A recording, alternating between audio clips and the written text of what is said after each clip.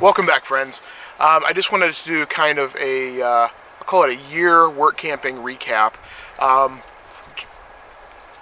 year's a little deceiving. I started work camping technically back in roughly 2006 or 7.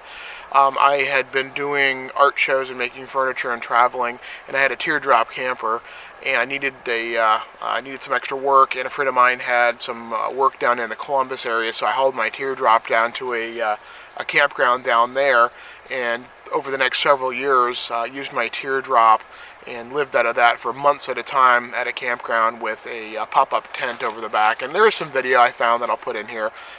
It was an earlier video, and I was awkward on the camera. It was a tablet. It was, back before YouTube and everything else was really big. But my work camping experience does go back quite a while, and a few things I did learn living out of the teardrop. One is you can actually haul a lot more stuff if you're going to use a teardrop for a living or a full-time work camping machine. So I worked out of that teardrop for several years in the summers and early spring.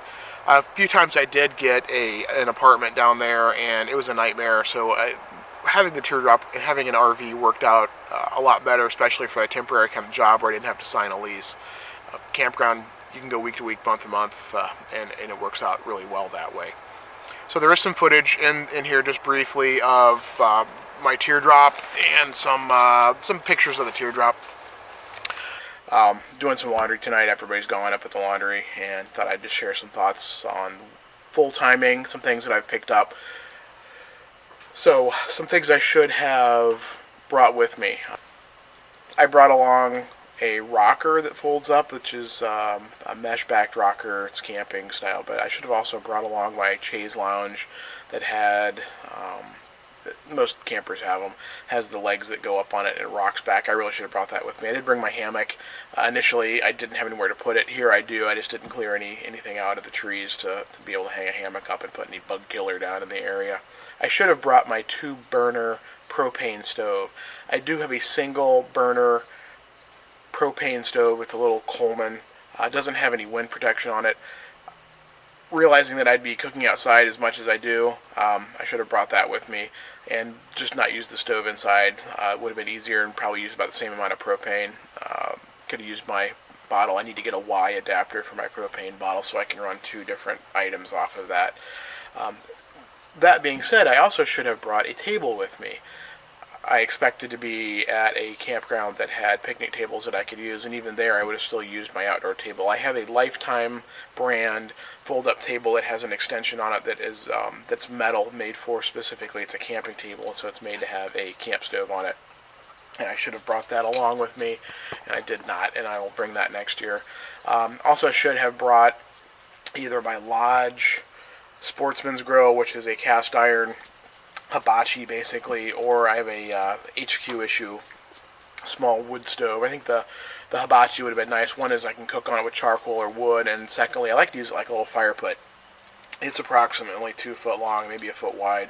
It's round, and it's cast iron, so it works as a little fire pit for a small campfire in your site. I could use that at either place. The other place where I had left was not, they did not permit ground fire, so that would have been something I should have thought of. And then if there's a burn ban or something here, it's something convenient I should have taken along with me.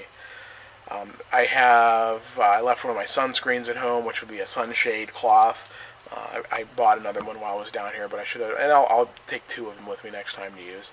My camper has some cruddy stairs, and I need to make a set of stairs that I can transport along with me out of wood or something else that makes it easier for me and her to get in the camper. She doesn't like the stairs and falls off of them all the time.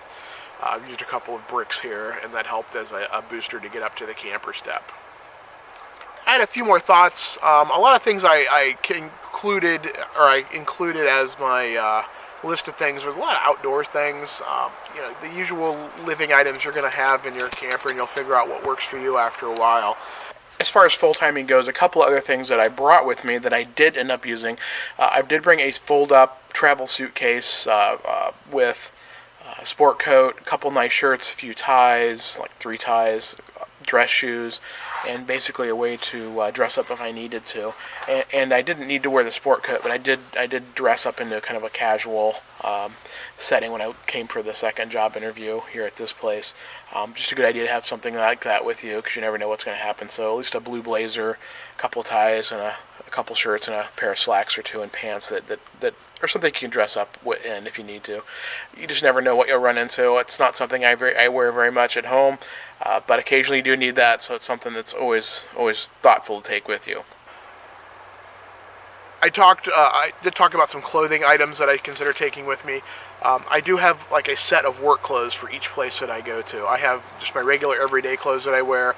I have a specific set of clothing I wear up at the campground up north. A lot of it's uniform with the brand on it. And what I do is I actually pack all that stuff up in a vacuum and a space bag and suck all the air out of it, and I leave it up in a deck box on my site during the winter. So I have a set of clothes that pretty much are primarily dedicated to just summer there, long pants, a few things like that. I will be doing the same thing here. I have some fishing shirts and things like that I've pretty much gotten a lot of dirt and crud on, because I am doing mostly maintenance work here. So I'm going to pack up my clothes in a week or so before I leave, wash it, make sure they're packed, go ahead and pack those up so that they'll be ready next year when I get down here, and they'll be separated. That way, it's a personal thing, I guess.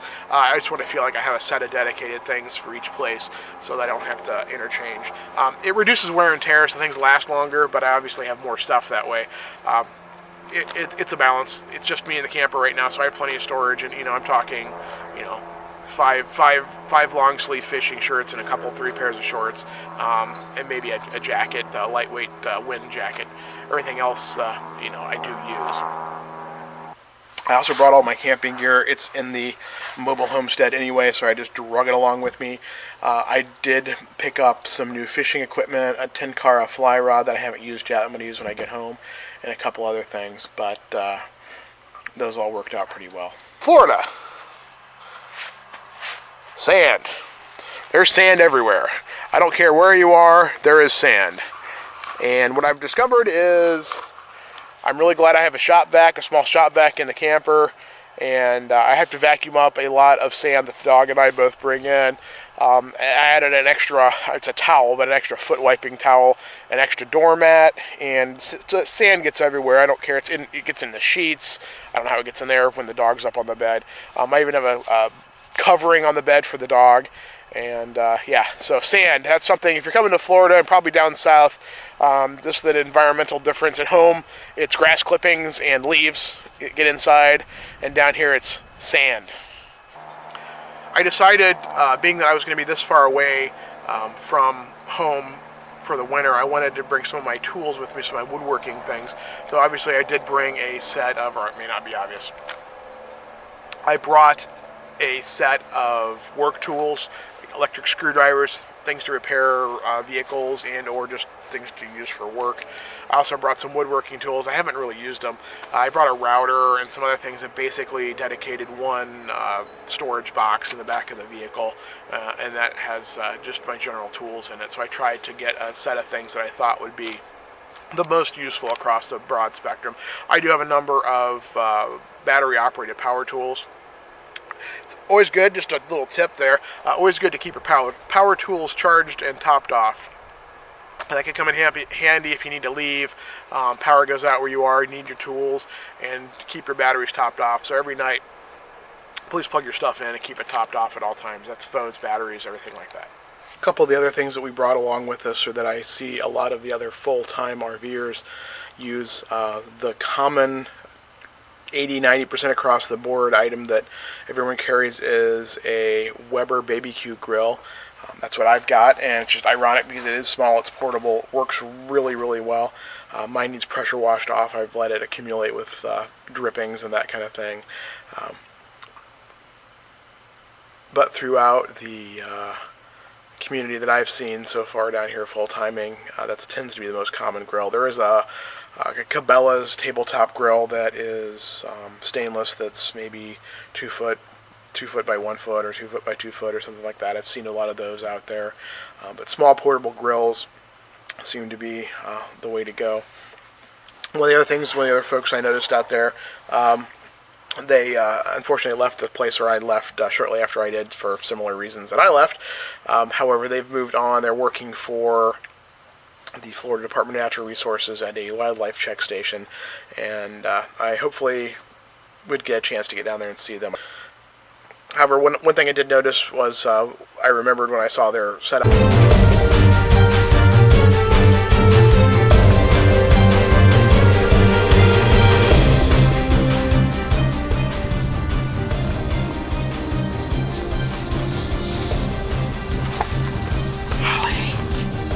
Holly, say hi.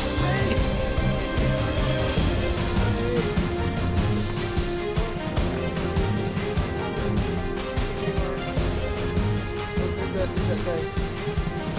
It's like the Ford Cup thing. That's what we did. Right. There's our camper. All right, here we are outside. There's the pressure cooker cooking dinner. The pressure cooking chicken. Good stuff. This is your self-purification. Watching the crazy man on TV here. I don't think we know any form of alcohol. All right. That's all. Yeah, I should have brought my table with me for my grill. But they had a decent-sized toaster oven, a grill, and basically like a mini kitchen. I guess like you would see on the side of an RV, but they had a mini kitchen set up outside of their Class A motorhome, and then if they just covered it up with they had a tarp they had made for it that they covered it up with if the rain was coming or if the weather was going to be inclement. And that's definitely one idea I'm planning on using next year, is having an outdoor cook station, similar to what you would find on some of the RVs that have the outdoor kitchen on it, but I kind of like the idea of not having the kitchen because I'd rather have the space inside and having that set up outside, and it's something I can just cover up and uncover as I need it. And having a larger toaster oven outside and a stove outside and a place to plug in some appliances if you're going to cook out there eliminates some of the heat you would get inside your camper, and that's a big plus, especially if you're boondocking. I also have solar panels. I have about 200 watts of solar. It's a Renogy system. I only brought one panel with me. I haven't really needed to use it. I would like to have it as something I can use if I stop on the way home, if I want to boondock and have a way to keep my house bank battery topped off. Is the pursuit of 70 degrees where you're in an environment that you're outside a lot, and that's why I came down here, was to be outside a lot. So the recreation stuff's been important. I did do a little bit of fishing, and I'll continue to do some more fishing while I'm down here. We have 3 or 4 lakes on the property. The mobile, adaptable, sustainable homestead, and that your RV is your mobile house. And that's been really good, especially when I had to up and leave, bug out, or get out of Dodge, or just pack up and go. That was an important lesson. There was some stress involved, so having a list, very important. Just something I want to reemphasize with everybody. Having a list of things to do when you're packing up, and what needs to go where, and having, as soon as you arrive at a new location, knowing where to go if you need to leave. It's pretty simple, it's pretty basic, but when you're stressed out, you don't have time to think, well, I need to find a Walmart to go park at, or I need to go find an RV spot, or I'll make contact with some of the friends that I know and see if they've got room. So as long as I have contact already and my friends know where I am, or I know where they are, it gives me an option to go several places. Walmart, camping, boondocking, friend's house, mooch docking. That's a good thing to have. So overall, the winter's been really productive. It's nice to be in a place where right now I guess I can say I'm content. So I'm not in a rush to leave, and not in a rush to get back up to Ohio, catch the end of the ski season, and possibly do some skiing or some ski patrolling. I don't know if that'll happen or not. It's been pretty good. It's nice down here, and everything's worked out pretty well. So reflections on work camping. In the hiking community, the trail community, Appalachian Trail, there's saying it says hike your own hike. And basically what that means is you do your own thing and you go your own pace, you stop where you want to stop, and you don't have to depend on anyone else. And I think that is a lot like the work camping situation that a lot of us find ourselves in, that we kind of hike our own hike. We do what we want. Some people work and travel. Myself, I am working age, so I do need more of a steady employment that pays a little bit better than some of the work camping jobs. But I've been lucky enough to be able to find that, and been fairly successful at that. Obviously, my trip down here was not the success I was hoping it would be in the long-term relationship I was under the impression it was going to be, but that did work out okay. I think any work camping job is always a balance between money, the experience of the job itself, and what your goals are with that job. For me, it's a sense of place. The money is important, but however, having a good work environment is very important too. And I've been lucky enough to been able to combine both of those where I am right now and where I will be in Ohio. And I have been there now. This will be my 5th year, I believe, at that spot. So my other thought here, as the sun sets behind me, was that just on working, and one of the goals as a work camper is to come to a place where you can possibly have a reliable job. You'll know that, hey, I'll be back here next winter, or hey, I'm still going to be up north in the summer, and hey, I will be back here next winter. It's just kind of cool not to feel, and there's ash falling around us. Apparently there's a national forest is doing a burn up north, and then the wind's just bringing it down here, so there's random white ash falling past me as I'm walking. A little disconcerting. But it's kind of cool that when you're leaving in a week or two, and the folks you're working with are like, hey, it stinks you're leaving, we should stay longer. So that's kind of cool. That's something that, makes you want to come back. So that's kind of a cool thing. So hopefully in your work camping experience, if you have a crappy one like I did, and it turns into a good one like I did, that, you'll feel like you have a home somewhere. And they even said that, you have a home here. So that was kind of cool. So that was a good work camping thing to look for.